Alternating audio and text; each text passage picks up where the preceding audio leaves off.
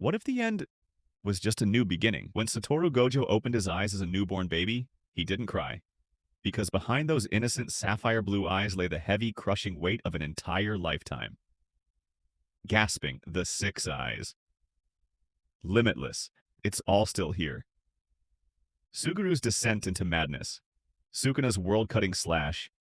The cold embrace of death. I remember everything. At first, nobody noticed anything strange. To the Gojo clan, he was just an unnaturally quiet child. But while other kids were learning how to babble and walk, Gojo was secretly mastering the intricate flow of his own cursed energy. By age 5, while other children played with toys, his mind was analyzing the atomic structure of space.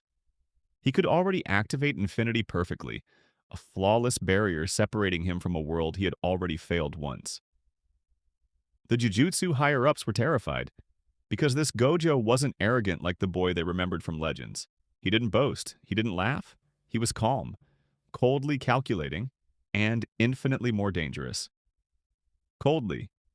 I know every single mistake I once made, the blind arrogance that cost me my friends, the misplaced confidence that cost me my life.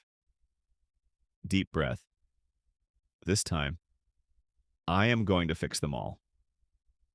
The first thing he changed? Suguru Geto. In his past life, Gojo had walked so far ahead that he left his best friend to suffer alone in the suffocating dark of isolation. Not this time. From the very first day they met at Jujutsu High, Gojo stayed right by his side. He shared the emotional burden of exorcising curses. He listened to the quiet doubts. Gently. Hey, Suguru. You don't have to carry the weight of the entire world on your own anymore. I'm right here. We are the strongest. Together. And slowly. The rusted gears of fate began to grind to a halt. The future started changing. Riko Amanai survived because Gojo never let his guard down for a single second. Toji Fushiguro failed his assassination mission, but instead of killing the sorcerer killer in a burst of awakened hollow purple, Gojo struck a cold financial deal. Megumi Fushiguro was raised not as an abandoned orphan, but by both Gojo and a very well-paid, strictly supervised Toji. Laugh softly. Seeing Toji actually try to navigate a parent-teacher conference and be a responsible dad? Yeah, that alone was worth rewriting the entire timeline for. Years passed. The timeline altered drastically, but Gojo knew one terrifying truth. Some things are woven too deeply into the fabric of reality to change completely. Sukuna would return. The fateful night arrived. Yuji Itadori swallowed the first finger. In the original timeline, there was widespread panic, chaotic execution orders, and desperate scrambles. But when the King of Curses manifested in Yuji's body, Gojo didn't flinch. He didn't even drop his relaxed posture. He just smiled. Chuckles darkly. 10 seconds, Sukuna. Let's see if you're as tough as I remember you being in Shinjuku. Gojo had been waiting for this exact moment his entire second life. Only now, he wasn't fighting blindly anymore. He had trained Yuta Okotsu and Kinji Hikari years earlier, pushing them past their limits before the tragedies could strike. He had forged them into absolute monsters, far stronger than they ever were in the past. When the disaster curses tried to launch their grand, coordinated trap in Shibuya, they didn't walk into a victory. They walked into a meticulously prepared slaughterhouse. Gojo already knew every curtain, every civilian hostage location, and every single strategy.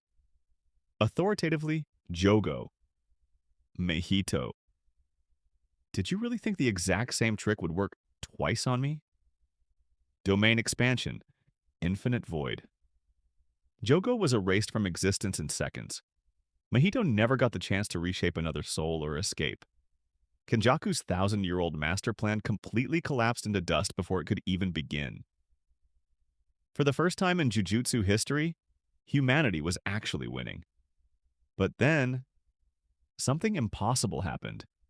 Something Gojo's vast ocean of memories could never have predicted. As Sukuna fully manifested inside Yuji's body to face him, the curse didn't look confused. He didn't look angry. He looked directly into the six eyes and smiled a terrifyingly familiar, knowing smile. Smirking. Interesting. Very interesting. So, you came back across the boundary of death as well, Satoru Gojo. The entire world froze. The air grew heavy enough to crush steel, suffocating the very breath in Gojo's lungs. Sukuna remembered too. The King of Curses had brought his memories of the future battle back into the past. He knew the world-cutting slash. He knew the limitations of unlimited void. This was no longer just a battle between the strongest sorcerers of their eras. This was a grand cosmic rematch between two living legends, who both knew exactly how the original story was supposed to end. Both knew every technique, every counter, every death, and every trap. There would be no waiting for Christmas Eve, no Shinjuku showdown. The final battle was happening right here, right now, in the ruins of Shibuya. Intensely. So you know how it ends, huh? Then let's change the script entirely. Roaring. Show me what you've learned, sorcerer. The ground shattered instantly as Sukuna lunged forward, his hand wrapped in the invisible, lethal edge of cleave. But Gojo didn't back down.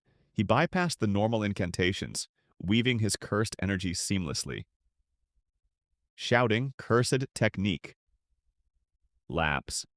Blue! A miniature black hole manifested right between them, violently tearing the concrete from the floor and pulling Sukuna off balance. But Sukuna just laughed, using the momentum to spin through the air, dropping his domain without a moment's hesitation. Darkly. Domain expansion. Malevolent shrine. The terrifying tooth-filled shrine manifested in the open air, raining millions of invisible slashes upon the environment. In the past, this would have torn Gojo's simple domain to shreds. But this time, Gojo didn't rely on simple domain. He contracted the barrier of his own domain instantly, shrinking it into a tiny, dense ball to withstand the external pressure. Screaming. Domain expansion. Unlimited void. The two domains collided, sparking a blinding tempest of red and blue cursed energy that leveled the surrounding blocks. Inside the clash, their fists met at hypersonic speeds. Sukuna fired a point-blank dismantle meant to cut through space itself, but Gojo, already anticipating the spark of the technique, warped behind him using maximum output blue. Grunting. I already know how your slash works, Sukuna. I won't let you adapt to infinity this time. Gojo slammed a heavy, black flash-infused fist directly into Sukuna's ribs, sending the King of Curses crashing through 3 skyscrapers. Before Sukuna could even recover his footing, Gojo was already hovering in the sky above him, his hands clasped together in a forbidden hand sign. He wasn't going to wait. He wasn't going to play around. Maniacally. Let's see you survive this at 20% power. Cursed. Technique reversal. Red. Cursed technique. Lapse. Blue. The two massive spheres of positive and negative energy collided in front of him, merging into a terrifying, unstable mass of pure destruction. Roaring hollow purple. A colossal wave of imaginary mass erupted from Gojo's fingertips, completely erasing everything in its path as it tore through the city straight toward the King of Curses. Sukuna looked up at the oncoming purple light, his eyes wide with a mixture of rage and absolute thrill. He raised his hands, focusing every ounce of his remaining cursed energy into a singular, desperate counterattack.